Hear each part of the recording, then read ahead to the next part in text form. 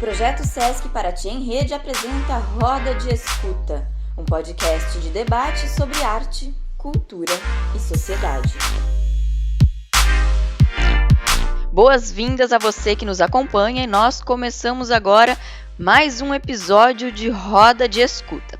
Eu sou a Carol Batayer e hoje quem conduz comigo essa conversa é a minha colega de trabalho, Priscila Rodrigues. Oi, Pri, bem-vinda!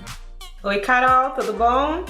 Eu sou Priscila Rodrigues, trabalho no Centro Cultural Sesc Paraty e sou uma das idealizadoras do projeto Papo 10. O projeto Papo 10 foi criado no final do ano de 2016 por jovens que trabalham na unidade do Sesc Paraty. O objetivo do projeto é abordar questões sociais, principalmente as diversas formas de violências existentes no nosso município de Paraty, e trabalhar essas temáticas sensibilizando a juventude, principalmente as mais vulneráveis. E através do projeto Papo 10, atuamos com rodas de escuta, rodas de conversas, oficinas e apresentações socioculturais. E hoje vamos abordar um tema muito presente, que o índice de violência teve um aumento de 50% no estado do Rio de Janeiro durante esse momento de pandemia, e o tema é violência contra a mulher. E para este bate-papo, convido duas psicólogas, moradoras de Paraty, Lila Ramires e Januária Moreira. Sejam bem-vindas, meninas. Peço que se apresentem. Oi, Priscila. Oi, Carol. Um prazer estar aqui com vocês hoje. Eu sou Lila, sou de São Paulo, moro aqui em Paraty já faz alguns anos. Eu sou psicóloga e tenho uma atuação no coletivo feminista Maria Angélica Ribeiro, no qual eu comecei a ter um olhar diferente sobre a violência doméstica, e a violência contra a mulher em todos os seus aspectos, mas hoje a gente vai falar sobre violência doméstica, e a partir desse coletivo eu comecei a atuar no acolhimento das mulheres, e hoje minha clínica psicológica é muito voltada para mulheres que sofreram algum tipo de violência, principalmente a violência doméstica e familiar.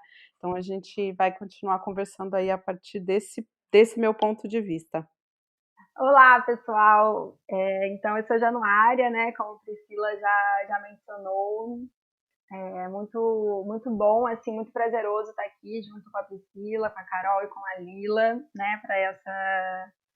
para essa roda de escuta, E, bom, eu também sou psicóloga, como a Priscila também já mencionou, Eu voltei para o município, para morar aqui faz 8 anos, 8 não, já faz 9 anos, e há 8 anos eu sou psicóloga do CAPES de Paraty, do Centro de Atenção Psicossocial da cidade, e meu trabalho diretamente, com a temática de violência contra a mulher, ele se deu faz mais ou menos uns 3 anos, assim, diretamente, quando eu fui atuar na Coordenadoria Especial da Mulher, que tinha sido recém-criada, Mesmo continuando como psicóloga do CAPES, eu atuei num GT justamente de violência doméstica e familiar dentro da coordenadoria, um grupo de trabalho que tinha lá dentro.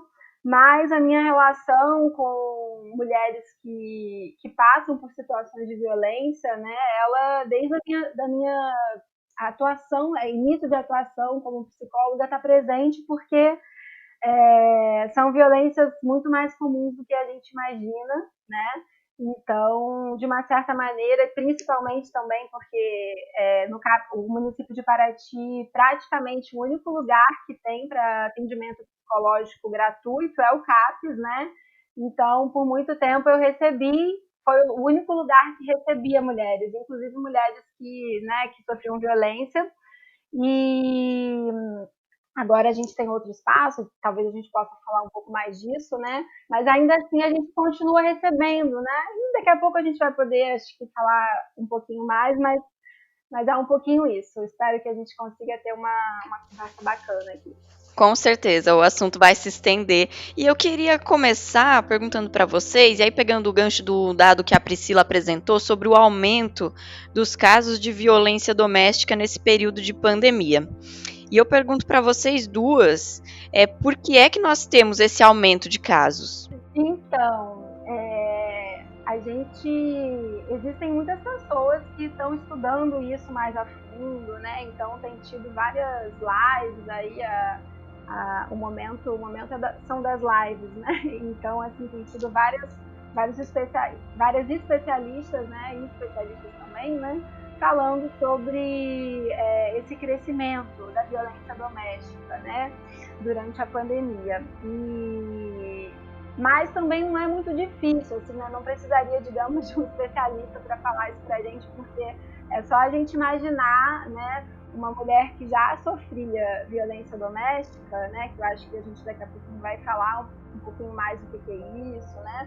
Mas essa mulher que já sofria violência doméstica, estar confinada dentro de uma casa, dentro de um lar com o seu, né, agressor, faz com que ela fique muito mais refém a esse homem, né? Normalmente, a maioria dos casos são de homens contra mulheres, né? De parceiros contra suas parceiras, né?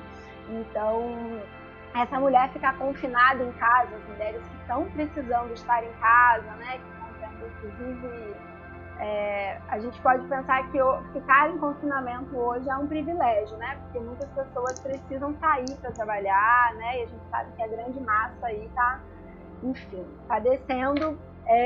Mas, assim, as mulheres que estão em casa, né? E mesmo as que saem para trabalhar também, né? Que esse homem pode estar em casa, então essas mulheres ficam muito mais reféns desses homens, né? Enquanto que a gente também teve os serviços estão funcionando diferente, as delegacias ficaram parcialmente fechadas durante um tempo, né? Essa mulher tem menos contato com o seu meio social, né? Com a sua rede afetiva, por exemplo, né? Então, se ela antes ia para o trabalho, encontrava alguma colega de trabalho e podia trocar, agora ela está confinada em casa com esse agressor, né?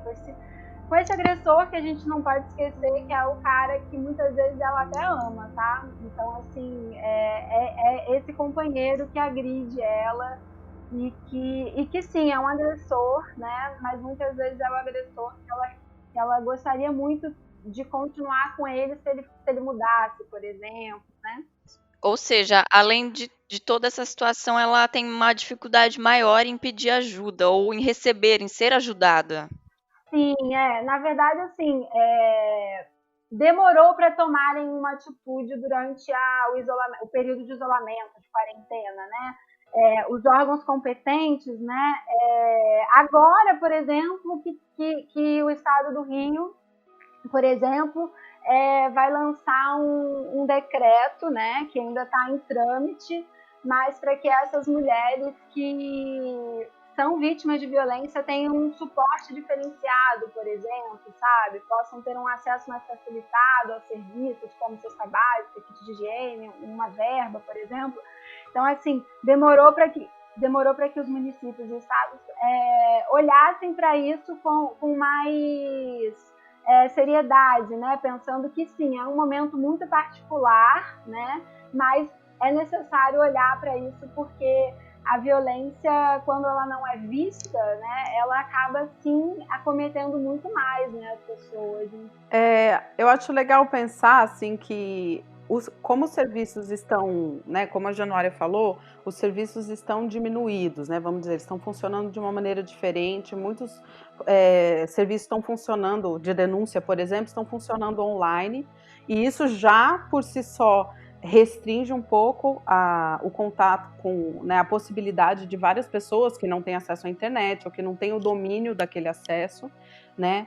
É um serviço que está atuando apenas em casos graves, né? E aí a gente já fica no ar o que significam casos graves. Por exemplo, você pode ter casos de violência psicológica extremamente grave, com um dano irreparável para uma mulher e que não necessariamente é visto pelo serviço, né, por uma pessoa que está ali fazendo um atendimento na delegacia como um caso grave.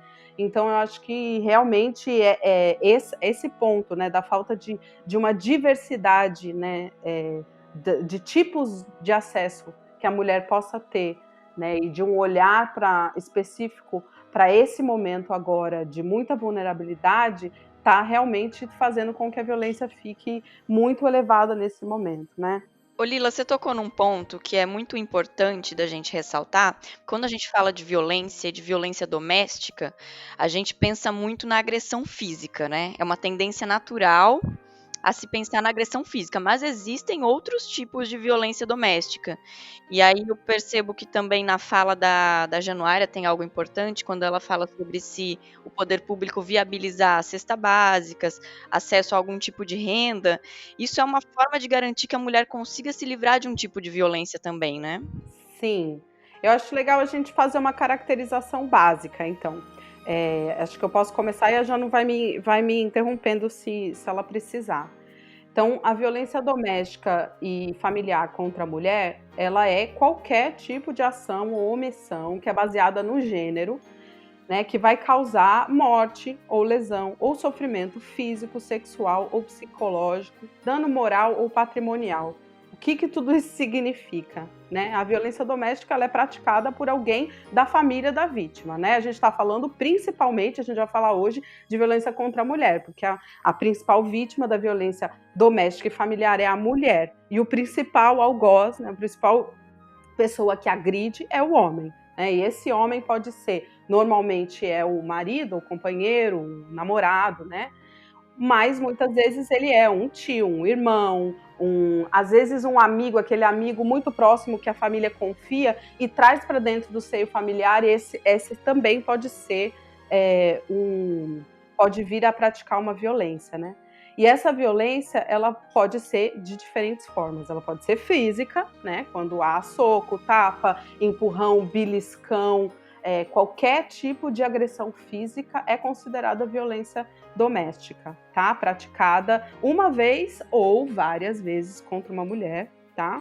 Ela pode ser sexual, isso é muito difícil de pensar, né? Porque muitas vezes a gente imagina que a mulher, quando ela é casada, ela já, o fato dela ser casada já dá para o marido o domínio da sexualidade dela. Quer dizer, a partir disso, a sexualidade está autorizada, o sexo está autorizado. E nem sempre, né? O sexo precisa ser sempre consensual naquele momento em que se pratica. Acontece, sim, de ter situações em que o marido pode forçar o sexo contra a mulher. Isso acontece, isso é caracterizado como uma violência doméstica, é importante dizer. Quando um homem destrói as coisas da mulher, né, todo o patrimônio dela, eletrodomésticos, bens materiais que ela possa ter, que pode ser muito prejudicial para ela, quando ele tira ela da casa onde ela vive, ou ele pratica um tipo de violência que faz com que ela fique numa situação de violência por causa de um bem material, de uma situação de ter uma casa, de ter comida, enfim. Se é um dano patrimonial, né, os patrimônios dela. Existe o dano moral, que é quando o homem difama a mulher no seio das relações dela. Então ele vai sair dizendo aí para todo mundo que ela é uma louca, que ela não sabe o que fala, que a palavra dela não pode ser confiada, por exemplo, né? Ou ele pode, enfim, qualquer tipo de humilhação ou de difamação que ele possa fazer no WhatsApp da família, no bairro. Tudo isso é violência moral. Ou seja, mulheres que estão nos ouvindo, saibam que sim, ele te difamar e sair por aí falando de você também é violência. Acho que é importante ressaltar, né?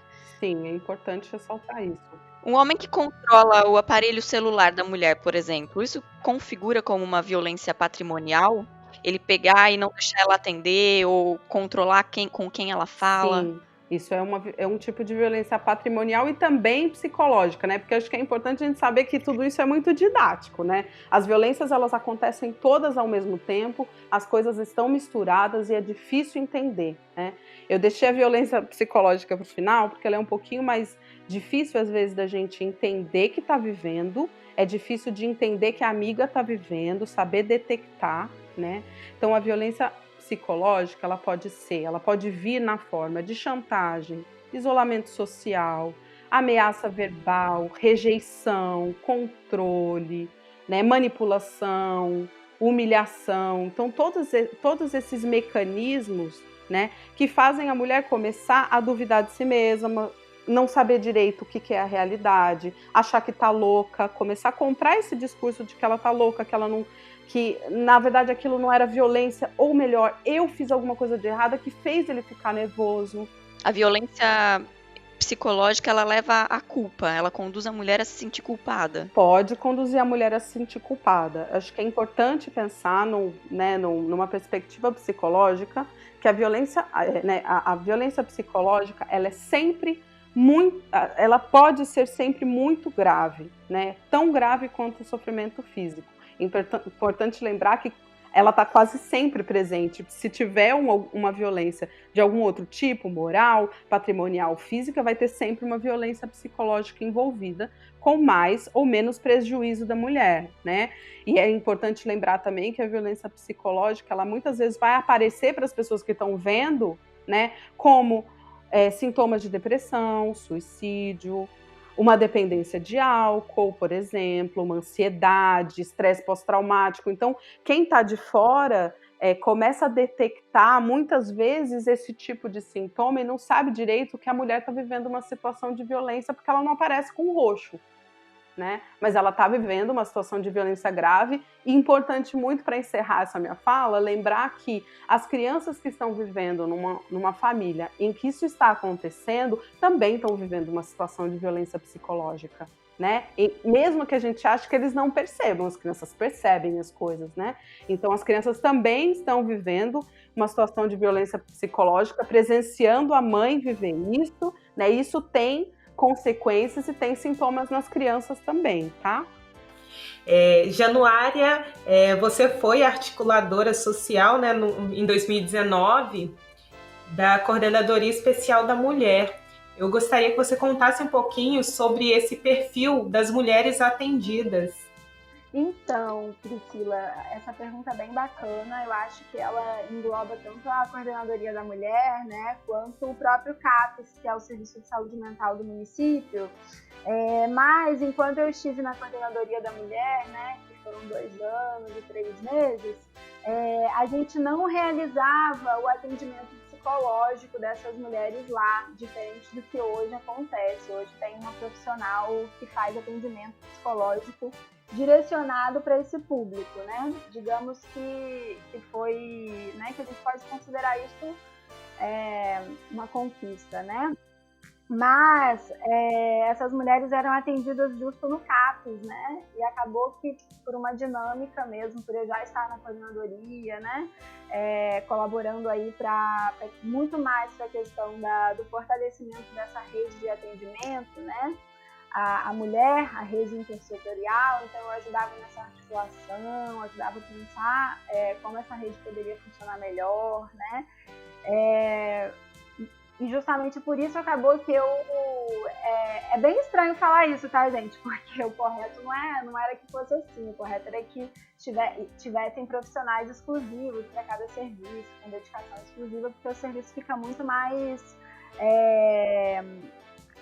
eficiente, né? E para o profissional também, para a profissional no caso. Mas o perfil de mulheres que chegaram, né? E que aí possivelmente que continuam chegando no serviço. Serviços, como a Lila falou, acho que é bem importante, antes de eu falar especificamente desse perfil, essas mulheres que vivem situações de violência, né? Elas continuam chegando no serviço, muitas vezes com diagnósticos, entre aspas, porque eu nem sou muito fã dos diagnósticos, mas elas chegam com a violência escondida atrás de sintomas, digamos assim, né? Então, muitas vezes as mulheres chegam em sofrimento físico, né? E quando a gente vai vasculhar um pouquinho, né? Quando a gente vai fazer as primeiras entrevistas e entender o porquê daquela mulher estar chegando naquele serviço, muitas vezes a gente encontra, sim, violência doméstica. E a mulher não se dá conta, né? Justamente por ela estar muito fragilizada, muito vulnerável, ela não se dá conta de que, sim, o adoecimento dela tem muito a ver com a violência que ela sofre dentro de casa, com a violência psicológica, como a Lila disse, que sim, para muitas mulheres é irreparável. Na minha prática profissional de 10 anos, eu já pude acompanhar casos que é muito triste assim, o resultado, né, que se tem de anos de violência na vida de uma mulher, né? Então, é muito comum que as mulheres cheguem no serviço com essa violência mascarada atrás de sintomas de ansiedade. Ô, Januária, quais são esses sintomas? Em que condições, e aí eu imagino que sejam condições psicológicas, emocionais, essas mulheres chegam até o serviço? Sim, legal. Como a Lila já até falou um pouquinho, assim, as mulheres podem sentir muitas coisas, né? Vocês falaram da culpa. A culpa é um troço que já nos acompanha enquanto mulheres na sociedade, né? Porque a gente nasce com culpa quase, né? Colocam essa culpa nas nossas costas sempre, né? Então, sim, culpa é um sentimento que a mulher pode apresentar, mas assim, digamos de sintomas, sei lá, psicossomáticos, de sintomas psicológicos, essa mulher normalmente ou ela chega muito deprimida, né? Então, sem vontade, desanimada, descrente de si, né? Não acreditando que ela é capaz de fazer coisas que, sim, ela é capaz, né? Sei lá, cuidar dos filhos, ela não tem mais energia para fazer as coisas, né? E isso porque muitas vezes tem alguém lá atrás falando que ela não faz nada direito, que tudo que ela faz é errado, e que ela é uma merda de mãe, né? Enfim. Podem ter, são vários os contextos, né? Mas sintoma de ansiedade também é muito comum, né? Então, a mulher começar a sentir taquicardia, começar a sentir aperto no peito, começar a ter muito medo, né? Sentir muito medo, né? Tem sintomas de ansiedade, que o medo pode ser um sintoma de uma ansiedade, por exemplo, né? Então, assim, não tem como, não existe uma receita de bolo, né? Eu acho que só estando ali com a mulher mesmo, ela pode apresentar sintomas completamente diferentes também, né? Então, só estando com a mulher mesmo para saber, né, para a gente conseguir, e aí precisa dessa escuta muito minuciosa, né? Acho que era isso que eu queria apontar, que muitas vezes, por essa violência estar mascarada, a gente tem profissionais, né, que não conseguem adentrar, né, não conseguem tirar esse véu, né, do sintoma e conseguir acessar de fato o que está causando esses sintomas. Porque, assim, digamos, para um profissional mais desatento, ou para um profissional que não é da área psicológica, né, sei lá, um enfermeiro, alguém que está num pronto-socorro, alguém que está num posto de saúde da família, isso pode passar batido, sabe? Porque você tá, né, tem um outro olhar, você talvez não está, os profissionais estejam um pouco sensíveis, né, a essa temática. Assim. Januária, e além desses sintomas emocionais, psicológicos, que necessitam de um olhar atento, né, como você falou, para serem identificados, existe um perfil dessas mulheres, como a Pri tinha questionado? O perfil, ele é muito variado, né? Apesar de eu estar principalmente no serviço público, eu não faço clínica privada, clínica particular, por enquanto. Então, a gente imagina que o perfil do serviço público é um perfil muito específico, enquanto que não. Por Paraty também ser essa cidade turística, que passa muita gente, que pessoas chegaram para morar 3 meses, às vezes fica 1 ano, 2 vão embora. Enfim, a gente tem um perfil muito variado, né? Então, e tem também, por exemplo, as populações originárias da região, então tem os quilombolas, indígenas, caiçaras, que também chegam, né? Mas, então, assim, não tem um perfil, digamos, específico. É óbvio que talvez a gente possa pensar que cheguem mais mulheres que são, talvez, que tenham uma maior vulnerabilidade, uma rede de proteção menor, né? Essa rede social, né, pessoal, essa rede de proteção é um pouco menor. Então, mulheres talvez que precisem, né, do aparato aí do Estado, né? Não deixa de ser do Estado, porque é um serviço público da prefeitura. Então, são mulheres que normalmente estão precisando desse apoio, né? Estão precisando se fortalecer e, enfim, e aí esses serviços se prestam a isso, assim. O que forma essa rede de proteção que você menciona? Agora eu estava mencionando a rede de proteção pessoal mesmo da mulher, né? Essa rede afetiva que ela tem, né? A nossa rede, as nossas amigas, a nossa família, uma colega do trabalho, uma tia, um tio, o pai, a mãe, né? Essa rede de proteção. Eu gostaria de acrescentar uma coisa à fala da Januária, posso? Claro. Então, porque você estava falando de um perfil, então acho legal ressaltar uma questão aqui, que a violência doméstica e familiar, ela é, vamos dizer assim, democrática, ela atinge a todo mundo, todas as mulheres de todas as classes e raças, tá? Mas ela é letal, ela mata principalmente mulheres negras e pobres. Tá? Principalmente mulheres negras. No último levantamento que foi feito aqui no Rio de Janeiro, a gente não, porque eu não estava, infelizmente, nesse grupo fazendo esse levantamento, mas foi levantado que o perfil das mulheres que morrem por feminicídio, né? Acho legal dizer, feminicídio é uma morte que acontece porque a mulher é uma mulher. Acontece porque ela é uma mulher. Ela não morreu porque era um assalto, porque era um acidente. Ela morreu por ser mulher, né? Então, o último levantamento sobre o feminicídio diz que são 3 feminicídios por dia no Brasil e uma em cada 3 dessas mulheres... a cada 3 dessas mulheres, 2 delas são negras. E elas são, na sua maioria, de 18 a 30 anos. Então, a violência doméstica acontece, não tem um perfil específico, acontece com todo tipo de mulher, mas ela é muito mais grave e ela pode matar mesmo as mulheres negras. Então, a gente precisa levar isso em consideração quando a gente faz política pública, quando a gente pensa, né, investiga, né, por que essas mulheres estão sendo mais vitimizadas, o que está fazendo essas mulheres serem mais vitimizadas, se é a dificuldade de acesso à política pública, se é uma dificuldade de ordem socioeconômica, se é a dificuldade de acesso à educação. A gente não sabe exatamente, a gente tem teorias e a gente tem alguns estudos, mas a gente precisa, principalmente aqui para esse município, fazer uma investigação eficaz sobre o que está vitimizando essas mulheres para fazer políticas públicas bem específicas, especializadas, direcionadas a quem de fato está vivendo esse tipo de violência, né? Eu queria só acrescentar uma coisa, né, nessa questão racial, né, porque além delas, das mulheres negras serem as maiores vítimas de violência, como outras violências, né, mas a gente está falando da violência doméstica familiar, essas mulheres também são as que mais sofrem violência institucional, por exemplo, né? Então, ela é revitimizada, né? Ela sofre violência 2 vezes, né? Porque ela tem mais dificuldade de fazer um BO para gerar a Lei Maria da Penha.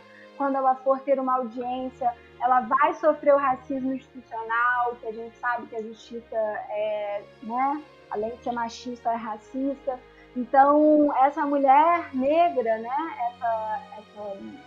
Essa população de mulher negra que são as que mais sofrem violência, que está aí, né, posto, né, pra gente, e realmente só não investe-se adequadamente em política pública porque não se quer, né, porque tá aí, a gente tem vários estudos que comprovam isso, né, mas só pra gente alertar para o quanto a violência institucional também é muito nociva para a mulher, né. Quando a gente fala de violência institucional, é importante a gente lembrar que isso é, inclusive, um dos fatores que impede muitas mulheres de levarem adiante os casos de violência, né? Elas não acreditam que vai dar em alguma coisa, elas não se sentem protegidas. A partir do momento que elas decidem buscar ajuda na polícia, por exemplo, elas se sentem, inclusive, assustadas, com medo. E muitas vezes não entendem o processo. O processo precisa ser explicado, não em juridiquês, precisa ser explicado com uma linguagem que as mulheres entendam, né?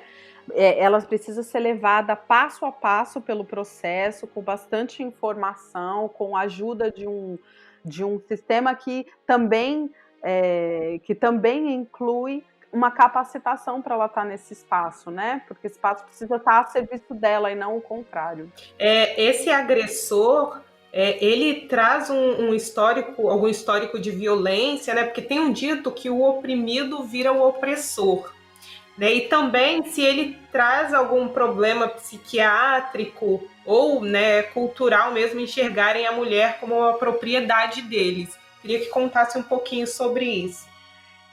Legal, Priscila, acho uma excelente pergunta, porque abre muitas portas, né?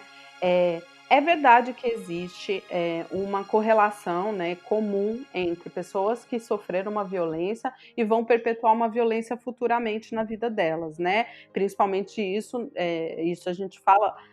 Isso acontece comumente na vida do homem, né? Ele vive uma situação de violência, ele conhece o relacionamento através da violência, né? Relacionamento afetivo fica misturado com violência, como se uma coisa dependesse da outra, ou pudesse coexistir, e futuramente ele pode vir a fazer isso, né? Mas eu acho importante pensar que, assim, a violência doméstica e familiar contra a mulher, ela pode ser agravada por situações de violência passada pelo cara no passado, por abuso de álcool, por uma dificuldade financeira, tudo isso pode acontecer, mas ela não é sobre isso. A violência doméstica acontece por causa de machismo. Ela acontece porque a gente é criado, os homens e nós mulheres também, para acreditar desde pequenininho que a mulher e o corpo da mulher é propriedade do homem, que a gente tem que ser subalterna ao homem, que a gente é menos, que a gente precisa abaixar a nossa cabeça, que a gente precisa obedecer, que as coisas precisam acontecer da maneira que o homem quer, e se o homem, né, e se não acontecem da maneira como ele quer, a mulher apanha, a mulher é xingada, a mulher vira. Então, todos esses mecanismos que estão nas bases da violência doméstica. Senão, se a gente perde isso de vista, a gente só está tapando o sol com a peneira. A gente pode fazer medidas que criminalizem ou que criminaliza a violência ou que dá oportunidade desse homem de fazer uma terapia para ele entender a violência que ele sofreu no passado, mas a gente esquece que a violência doméstica não é sobre a história do João com a Maria, é sobre a história dos homens da nossa sociedade em relação aos homens, às mulheres da nossa sociedade, é isso que a gente precisa rever. Por isso eu acho muito importante a gente descriminalizar o feminismo. O feminismo está aí para isso, para ajudar a gente a entender por que é que a gente diz como sociedade que as mulheres precisam ser menos, que elas não podem ser respeitadas, que o corpo dela não vai ser respeitado, né? Que a vontade dela não vai ser respeitada, e como que a gente muda isso? É sobre isso o feminismo, né? É sobre as mulheres serem respeitadas e conquistarem direitos iguais aos homens. É pra gente ter essa visão estrutural, social e cultural do problema, né? Sim. E eu acho que essa conversa ela é muito importante também, e principalmente para as mulheres que se veem numa situação de violência, que se veem como vítimas de uma situação de violência. E a gente estava falando dessa rede de apoio das mulheres. Eu queria saber de vocês duas, como é que a gente pode contar com a ajuda da rede de apoio? Como é que a gente, enquanto rede de apoio, vendo ou desconfiando que uma mulher está numa situação de violência física ou violência psicológica, de que modo a gente pode ajudar? Então, é muito importante assim essa questão que você está trazendo, Carol, porque assim lidar com alguém que está sofrendo violência doméstica, que é vítima de violência doméstica, é muitíssimo difícil, porque gera também muita frustração em quem está perto, né?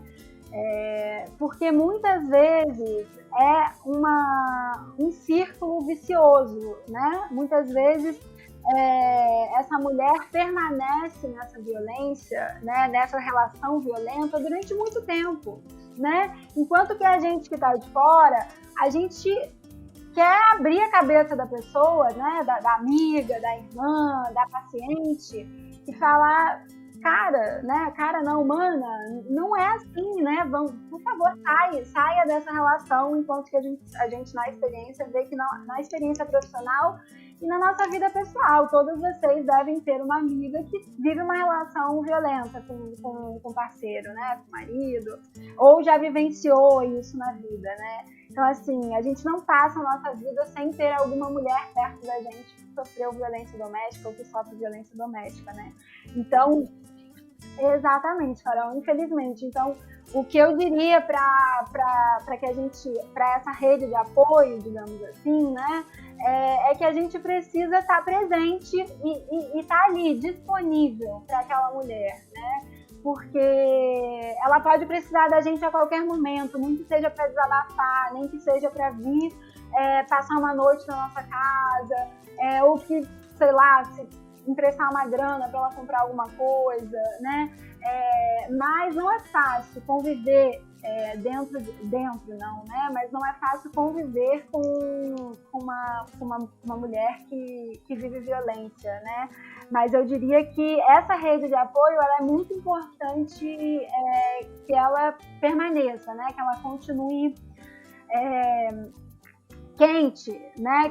Que as pessoas não desistam de uma amiga, de uma mulher que está vivendo violência, porque ela não consegue sair. Até porque em muitos casos a mulher leva tempo para perceber o que está acontecendo com ela mesma, né? Que não é um tempo cronológico, né? É um outro tempo, é um tempo muito interno, muito de cada uma. Muitas têm uma dependência emocional muito grande, ou o cara ameaça de fazer alguma coisa, e aí vem todo aquele ciclo, né? O ciclo da lua de mel, que a violência acontece, depois vem o mar de rosas, e vem o arrependimento, e depois tudo volta a acontecer de novo. Então, realmente leva tempo, e não é um tempo previsível, né? A gente não pode falar. Tem mulheres que numa primeira situação de violência conseguem sair, né? E tem mulheres que não, tem mulheres que passam aí anos. Eu atendi mesmo uma pessoa que viveu 15 anos numa relação violenta, né? Semana passada. Então é isso, não é um tempo cronológico, é um outro tempo, né? Acho que Lila pode complementar. Eu acho legal pensar, assim, quando a gente fala em rede de apoio da mulher, que a violência doméstica e familiar, ela é muito comum a mulher estar em isolamento, né? Isolamento não é só na hora da pandemia, né? Essa mulher, normalmente, ela vive uma situação de isolamento, às vezes é deliberado, o cara faz ela se isolar mesmo, controla o celular dela, ele começa a minar as relações dela, falar mal dos familiares, falar que os familiares não querem que eles estejam juntos, estão contra eles. Então a mulher já vai se isolando naquele relacionamento, né? E vivendo só aquele relacionamento. Muitas vezes essa mulher acredita mesmo que ela cortou as relações que ela tem, que ela não vai mais conseguir reestabelecer esses laços, que ela vai ter que viver, toda a vida dela vai girar em torno daquele ciclo familiar, né? Aquele ciclo que nesse momento está sendo muito violento. Então é importante pensar, você que está de fora, né? Pessoas que estão de fora, que quando você continua estabelecendo contato, faz uma ligação telefônica, pergunta como tá, chama para fazer uma compra junto, chama para fazer qualquer coisa que vocês estejam fazendo entre mulheres, vai todo mundo cozinhar alguma coisa tal dia, não agora que é pandemia, né? Mas enfim, para que essa mulher possa saber que o ciclo, que ela pode ter vida e pode ter atividades de valor fora do relacionamento dela. Talvez nesse momento agora não surta o efeito que você está imaginando, mas futuramente pode ser esses pequenos contatos que vão dando força para essa mulher entender que ela pode viver fora desse relacionamento, quando às vezes ela não sabe disso, né? Não, e uma coisa legal para a gente pensar também é que não queria deixar de falar isso, que são algumas medidas que a própria mulher precisa ter quando ela entende que ela está vivendo uma situação de violência doméstica, né? Quando você começa a perceber que aquilo ali não é normal, saiu do normal, que você começa a ver que você está vivendo uma violência, ou que as pessoas em volta de você estão falando, mesmo que você não acredite, mesmo que você não queira denunciar o cara, mesmo que você não queira sair, você não precisa, mas tenha um protocolo de segurança. Pensa aí, telefones, de quem que você ligaria se você precisasse, estivesse numa emergência? Que casa você iria se você estivesse, de repente, numa emergência? Não custa nada manter com você sempre esse plano, mais ou menos, de ação aí, de emergência, caso um dia isso aconteça. Não deixe de contar para alguma pessoa que você confia em volta de você que coisas estranhas estão acontecendo. Se você não quiser dar detalhe, não dá, mas deixa essa pessoa saber que você pode precisar dela, né? Mantenha essa rede, né, de pessoas em volta de você sempre pronta, caso você precise, para você não ser pega completamente de surpresa, nem você e nem você com seus filhos, porque você pode precisar, inclusive, para os seus filhos, né? E uma mulher que se sente dentro de uma relação violenta e começa a perceber isso, o que ela pode fazer? Como ela pode agir a partir do momento que ela percebe que está vivendo uma situação de violência? Então, como eu estava dizendo, né, eu acho que isso tem muitos caminhos possíveis, né? Acho que as pessoas às vezes ficam assustadas que elas não querem admitir que estão numa situação de violência por vários motivos, muitas vezes, mas às vezes porque ela acha que está todo mundo querendo que ela saia daquela situação ou que ela denuncie a pessoa. Ela pode denunciar, existem canais de denúncia, mas ela não precisa inicialmente denunciar se ela não quiser, né? Mas nesse sentido é importante ela manter uma rede de apoio, como, por exemplo, né, uma pessoa da confiança dela, que ela comunique essa pessoa, que ela se abra para essa pessoa de confiança, para a pessoa poder saber e poder ajudar ela quando ela precisar, manter telefones de segurança sempre perto de você, manter, né, um plano de ação, né, entrar em contato com o sistema de assistência social, porque você pode ir, por exemplo, fazer aqui em Paraty tem a Coordenadoria da Mulher, nesse momento que faz um atendimento, pode dar um atendimento e um auxílio jurídico, um atendimento psicológico e um auxílio jurídico hoje para a mulher, e ela não precisa denunciar o marido para isso, tá? É importante saber, as mulheres não precisam denunciar para serem acolhidas, elas podem ser acolhidas na rede, mesmo sem denúncia. Você pode hoje ir lá procurar a Coordenadoria da Mulher e receber uma ajuda psicológica, uma ajuda jurídica, tem médica lá também, tá? Elas não trabalham lá o tempo inteiro, mas entrando em contato, você vai conseguir um horário. Você pode procurar alguém no posto de saúde do seu bairro, você pode se comunicar com as pessoas e pedir ajuda e não ficar em total isolamento social. É importante não se isolar nesse momento.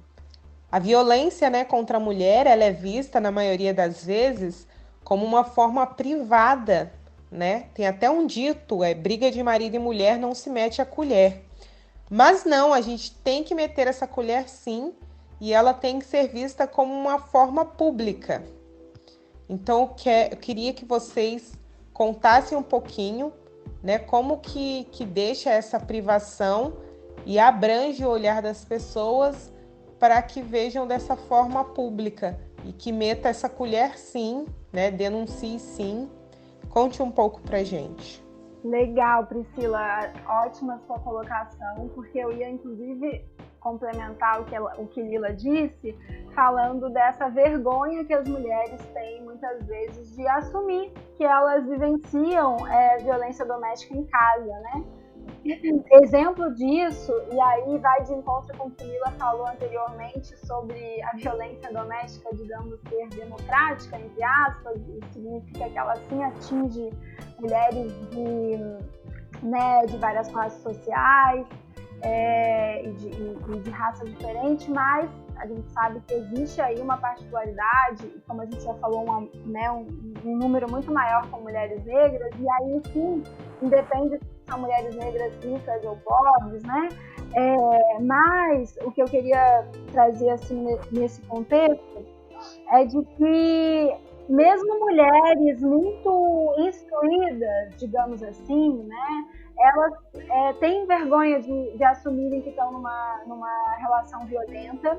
A exemplo disso, existe o caso de uma juíza no Rio de Janeiro que foi morta dentro do tribunal, dentro do local de trabalho dela, porque o marido dela era marido dela, tinha acesso meio que livre, não foi revistado, e ele alvejou essa juíza dentro do tribunal, dentro do ambiente de trabalho dela, uma juíza, né? Então, a gente pode se perguntar, nossa, mas como assim uma juíza vivia uma relação violenta, né? E sim, muitas mulheres vivenciam relações violentas e se envergonham de conseguir trazer isso à tona, né? Se envergonham de tornar isso público, né? Tirar isso do âmbito do privado, como você mencionou, Priscila. Sim, a violência ela não é privada, a violência ela é uma questão social, é uma questão de saúde pública, né? Ela é uma questão também de saúde pública, né? Então ela precisa sim ser publicizada, ela precisa sim sair do privado e se tornar público e se tornar de todos, sabe, gente? Isso é muito importante. A violência doméstica ela não é só da Coordenadoria da Mulher, né? A violência doméstica não é só das delegacias especializadas, né?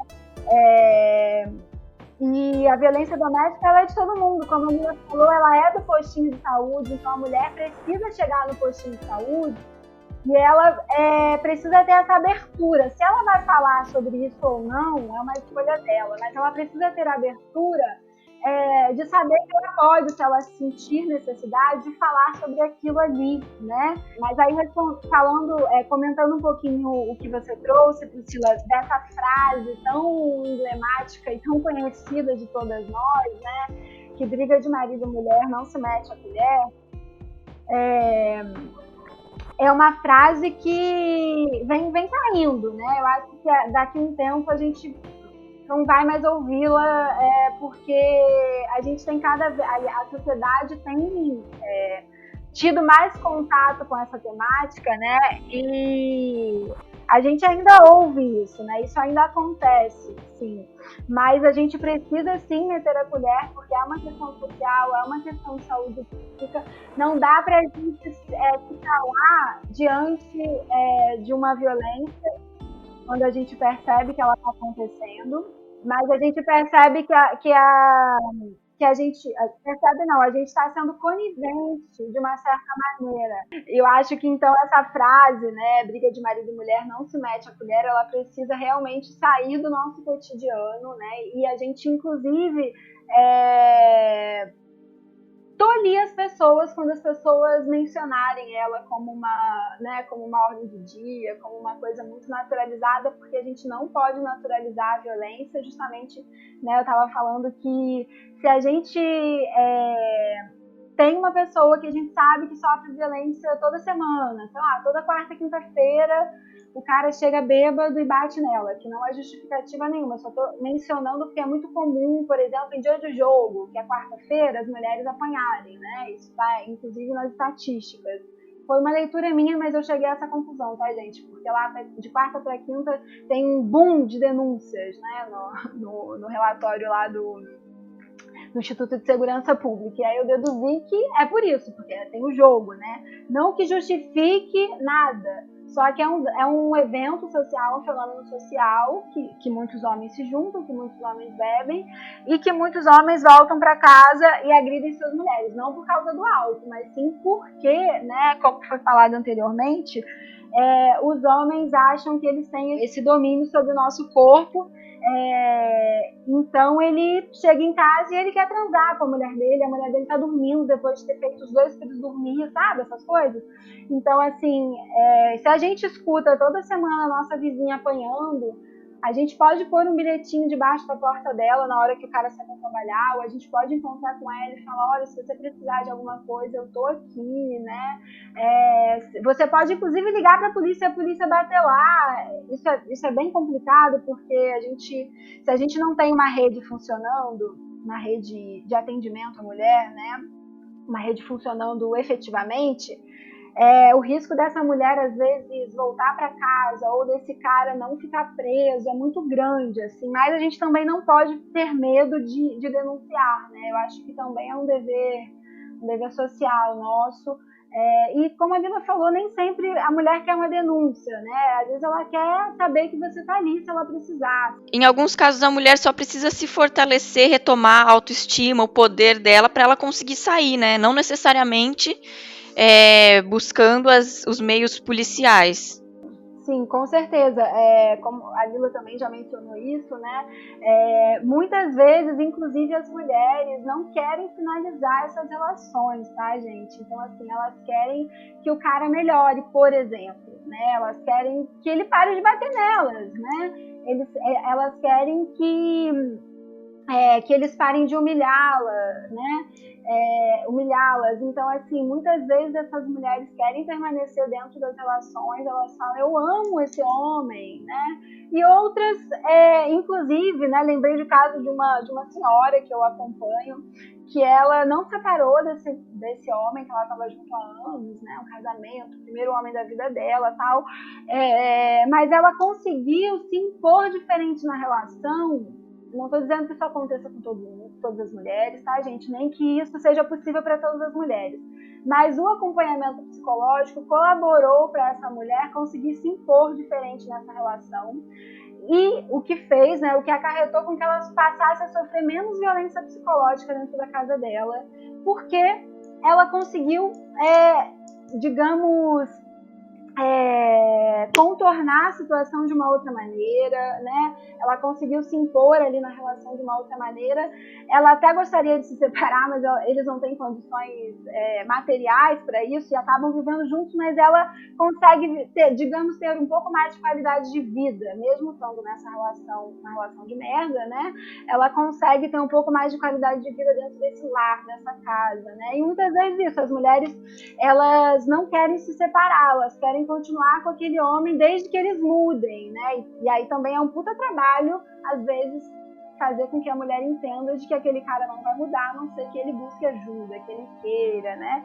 E aí a gente entra numa outra questão, que é o município não ter esse serviço público, né? Para cuidar desses homens que são agressores. Que são homens que também precisariam de um acompanhamento psicológico. Eu queria fazer aqui acrescentar uma questão aqui, que eu acho legal a partir disso que a Janu falou, porque a gente tem legislação, né? Hoje a gente tem a Lei Maria da Penha, que foi um super avanço, né, nesse sentido de poder olhar para a violência doméstica e criminalizá-la de uma outra maneira, mas essa lei ela nunca foi aplicada na sua totalidade, né? Então, por um lado, a gente não tem mesmo ainda realmente uma aplicação desses grupos reflexivos para homens, né? Um sistema que de fato faça com que esses homens tenham que ir lá prestar satisfação sobre as suas atitudes e frequentemente ter que ir lá dizer se bateu de novo na mulher ou não. Só isso já é algum tipo de movimento, né, que muitas vezes nem isso acontece. E principalmente eu queria ressaltar um aspecto da lei que a gente nunca conseguiu botar em prática de fato, que vai de encontro com a pergunta da Priscila, que é a questão de levar a discussão sobre violência doméstica para dentro da vida das pessoas, né? Por exemplo, está previsto dentro da lei que entre no currículo das escolas, né? Tanto a questão de falar sobre desigualdade entre homem e mulher, como que isso acontece dentro da escola, se não acontece, como levar isso para a questão da violência doméstica. Você falar isso com crianças dentro da escola, dentro do currículo da escola, é fundamental. Essas crianças estão vivendo isso dentro de casa, né? Muitas crianças estão vivendo isso dentro de casas, né? Se 1 a cada 3 mulheres vão sofrer violência ao longo da vida delas, imagina como que está o histórico de vida dessas crianças. Então a gente precisa levar essa discussão para a vida das pessoas através de campanhas, né, para denúncia, para isso, para aquilo, mas também, né, discutindo dentro das escolas, dentro dos centros de convivência que tenham no bairro, dentro de uma associação de moradores, coisas desse tipo, para que as pessoas discutam e falem sobre isso, né? Isso. A Lila, ela fez um trabalho dentro das escolas, né, Lila? Eu faço junto com o coletivo feminista, né? A gente já fez algumas rodas de conversa com meninas dentro da escola, abordando temas que elas trazem, né, normalmente, mas elas trazem muitos temas relacionados à desigualdade entre meninos e meninas, assédio, pornografia, violência sexual, né? Tanto dentro de casa quanto nas escolas, né? Porque acontece. Tá? Então, também violência doméstica, né? Você faz uma roda de conversa com meninas em que tenha, sei lá, 8 meninas, qualquer roda de conversa com 8 meninas, algumas delas vão relatar algum tipo de violência, terem assistido algum tipo de violência dentro da casa delas, com o pai, com o padrasto, com o tio, né? Ou que ela viveu, ou que a mãe viveu. Isso é praticamente uma epidemia na nossa sociedade, né? A gente precisa entender como uma epidemia. Se a gente não discute isso dentro da escola, se a gente criminaliza essa discussão, chamando ela de ideologia de gênero, né? Tudo virou dentro de um guarda-chuva grande de ideologia de gênero, então a gente não pode mais discutir isso dentro da escola. Então a gente perde de discutir as violências que as meninas estão sofrendo, né? Fora toda a violência que as meninas sofrem, né? Porque esse homem que bate na mulher, esse homem muitas vezes bate na filha, esse homem muitas vezes estupra a filha, né? Essas coisas acontecem, né? Então, muitas vezes essas violências estão todas interligadas, né? E aí a gente sabe que essa menina que sofreu uma violência doméstica dentro da casa dela, com o pai dela, muito possivelmente pode acabar estando em um relacionamento futuro em que ela vai ser violentada de novo, vai virando um ciclo vicioso de mulheres violentadas que a gente precisa quebrar e que a gente está aqui para quebrar, né? E no caso dos meninos, de homens violentos também, né? Um menino que cresce vendo essa relação entre os pais, ele pode se tornar um agressor? Isso tem alguma relação?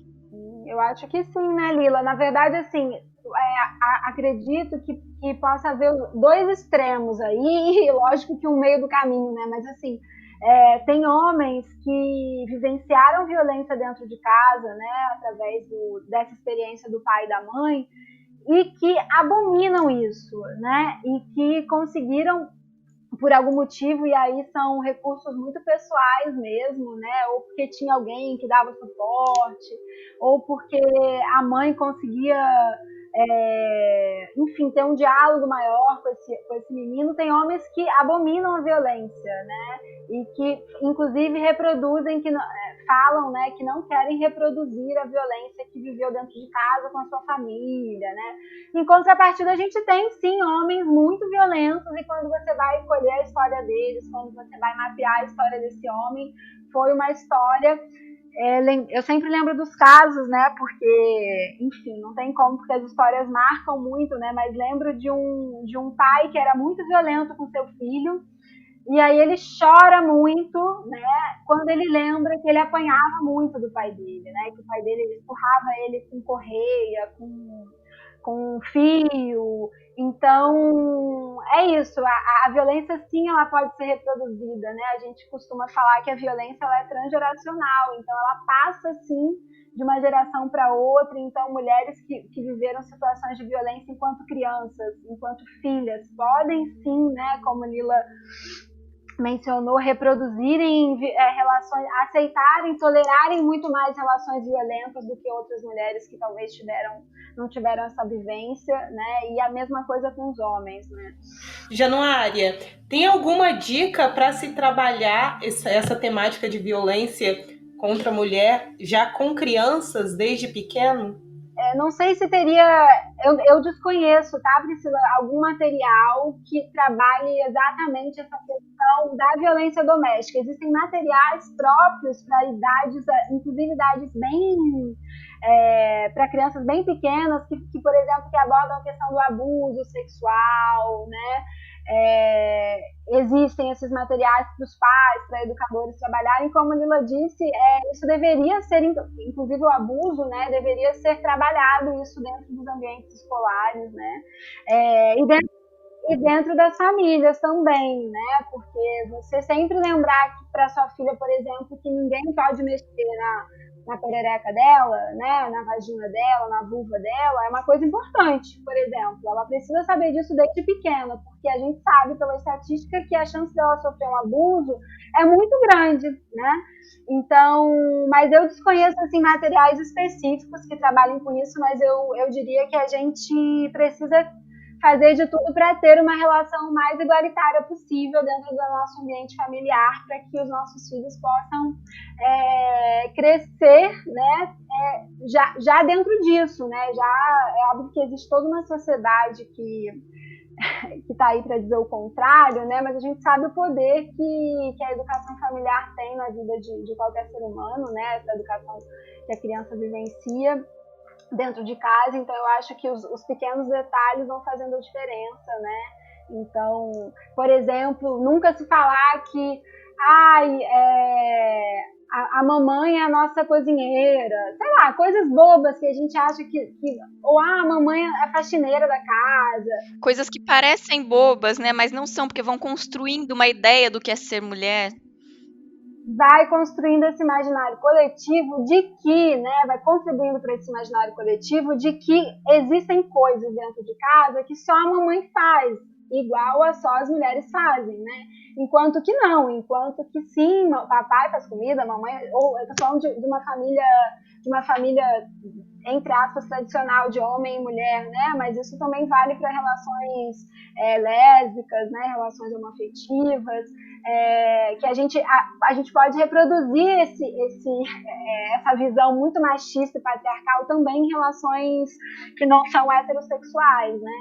Mas assim, pensando nos lares, isso, a gente tirar um pouco esses rótulos, né, que a sociedade colocou, esses rótulos de gênero masculino, né, o que são afazeres do gênero feminino, o que são afazeres do gênero masculino, o que são afazeres da mulher, o que são afazeres dos homens, né, porque aí a gente vai, enfim, crescer não estranhando quando você vê uma mulher sendo piloto de avião, ou quando você vai ver uma mulher, uma puta engenheira, profissões ditas masculinas, né? E ao contrário, a mesma coisa, quando você vê um cara sendo um puta bailarino, né? Ou você vendo um cara que gosta de usar saia, por exemplo, e ele não é homossexual, né? Então, é uma desconstrução e tanto, a gente sabe, né? É um processo longo na nossa sociedade, né? Mas está tudo interligado, porque muitas mulheres continuam em relacionamentos abusivos, em relacionamentos violentos, porque elas acreditam que tudo que elas podem ser na vida é esposa, nada além disso. E aí acabam se submetendo a um relacionamento que não faz bem para elas, né? Então, por isso que é tão importante a gente conseguir desconstruir essa imagem da mulher dócil dentro do lar. Ela pode ser muitas coisas e ela pode vencer a violência. Mulheres, a gente tem que ir encaminhando para o fim dessa conversa, infelizmente. E eu queria saber se vocês têm algo mais a acrescentar, e eu gostaria também que vocês falassem, mais uma vez, com as nossas ouvintes, sobre os canais onde elas podem buscar auxílio, né? Aqui falando para as mulheres que se veem numa situação de violência, de desamparo. Eu gostaria de acrescentar uma coisa aqui antes de terminar, que eu acho que é uma estratégia legal para trabalhar com as crianças desde sempre, também aí pela via da desnaturalização da violência, né? A gente precisa começar a entender que a violência ela não pode ser naturalizada, ela não pode ser normal, né? Isso é muito comum, uma fala muito comum, né? Que a gente cansa de dizer que a gente tem que desconstruir, ele bateu em você porque ele gosta de você, por exemplo. A gente faz isso de várias maneiras, né? A gente faz isso no desenho animado, a gente vai mostrando para aquela menina, até para os meninos também, que a violência é uma coisa normal e que ela faz parte do amor. a violência faz parte do carinho, da relação. E não, a gente precisa ensinar a criança desde sempre que a violência não faz parte, que mesmo quando ela acontece, porque às vezes ela acontece, né, ela precisa ser problematizada, precisa, né, conversar com a criança sobre aquilo não foi certo, eu fiz, mas eu não devia ter feito, né, você não pode aceitar isso, você não precisa aceitar, você não pode aceitar, né, ficar trabalhando isso com a criança desde sempre, eu acho bastante importante, né. E então, para encerrar, eu gostaria que vocês falassem para as nossas ouvintes de que modo elas podem buscar ajuda quando elas se veem numa situação de violência. Legal, Carol. Então, na verdade, a gente está no município de Paraty, né? Então, falando do município, mas existe um canal que é nacional, né? Que é o 180, que é o Centro de Atendimento à Mulher, né, que não necessariamente você vai fazer uma denúncia, mas que você pode ter orientação, inclusive, né. O telefone da Coordenadoria da Mulher, atualmente, né, é 3371-7449, tá? Isso é o telefone da Coordenadoria Especial da Mulher em Paraty, que fica no piso superior da rodoviária municipal, né, da cidade. Esse é um telefone de lá. Mas no município, na rede intersetorial, outro serviço que também trabalha com questão de violência doméstica é o CREAS. O CREAS é o Serviço Especializado de Assistência Social, né? Ele fica aqui perto da feirinha de Paraty, perto do centro histórico, né? Fica ao lado da pousada Magnus. E ele também é um serviço que também acolhe, né, mulheres que estão em situação de violência. Esses locais que você mencionou em Paraty, qual é o horário de atendimento para quem quer ir presencialmente, quem quer comparecer lá, quem não pode ligar, por exemplo? Legal, isso é bem importante. Apesar da gente estar vivendo esse momento de pandemia, né, no mundo todo, os serviços eles estão de alguma maneira funcionando, né? Talvez não estejam funcionando no horário normal, que é de 8 às 5, tá? Provavelmente deve estar funcionando aberto ao público, como o serviço, o CAPS, né? A gente está aberto ao público até as 2 da tarde. Então, provavelmente, esses serviços também devem estar disponíveis nesse horário, mas eles funcionam em horário comercial, né? Normalmente, de 8 às 5 horas. Sempre tem algum técnico para receber, para acolher essa mulher, né? Mas outros lugares acho que a gente não pode esquecer que a violência doméstica, como eu já falei anteriormente, ela é um problema de todos, né? Então, assim, buscar ajuda, por exemplo, no postinho, né? O postinho normalmente é um equipamento que a mulher está muito habituada a ir, porque se tem filho, leva o filho no postinho, né? Então, ou tem muito contato com a agente comunitária de saúde, são locais que ela também pode pedir ajuda, sabe? São locais que eu espero que continue esse trabalho, né? Mas são locais que estavam também sendo sensibilizados para a importância desses casos, porventura chegarem e as pessoas saberem minimamente como acolher, como encaminhar. Mas o hospital também é um local, se a mulher, né, por exemplo, sofre uma violência doméstica, física, né, ela pode procurar o hospital tem todo um fluxo que é indicado para quando recebe esses casos, né.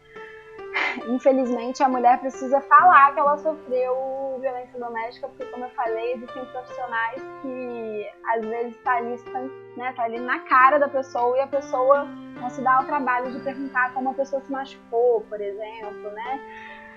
Enfim, são os entraves aí que a gente vai encontrando. E todos nós precisamos estar sempre atentos e prontos para ouvir.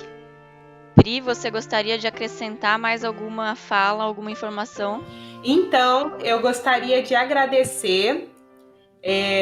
Meninas, parabéns pelo trabalho de vocês, tá? Que continuem, né? Continuemos nesta luta, que a luta não para, né? De agradecer a Januária, Lila, muito obrigado pela presença de vocês, né? Pela participação nesse podcast, tá bom? E é isso aí, meninas. Eu também agradeço toda essa contribuição, esse assunto é muito importante. Muito importantes as falas de vocês também. Agradeço em nome de todo o Sesc Paraty por essa conversa. Muito obrigada por estar aqui, por acolher a gente, para a gente poder falar, que a gente abra a porta para conversar mais sobre outros assuntos dentro dessa temática da mulher, que a gente sempre topa. Eu também quero agradecer, né, especialmente a Priscila e a Carol, né, mas também a toda a equipe do Sesc. Agradecer a oportunidade de a gente estar vindo aqui e falar de um tema tão presente, mas tão oculto, né? E assim como Lila, também me coloco à disposição para outras conversas, para a gente estar falando sobre outras temáticas. E lembrar para as mulheres que estão aí, talvez, vivenciando uma situação de violência, de que ela não precisa estar sozinha. Apesar de muitas vezes ela poder se sentir sozinha, ela não precisa estar sozinha. Que ela procure, né, sejam esses serviços que a gente mencionou, seja alguém dessa mínima rede que seja, para que ela consiga, ao menos tentar sair de uma relação abusiva, né, de uma relação violenta. E é isso, muito obrigada. Obrigada pela troca, Lila, Ramires. Um abraço. E esse foi mais um episódio de Roda de Escuta, o podcast de debate sobre arte, cultura e sociedade. Nós temos novos episódios sempre às quartas-feiras. Até a próxima!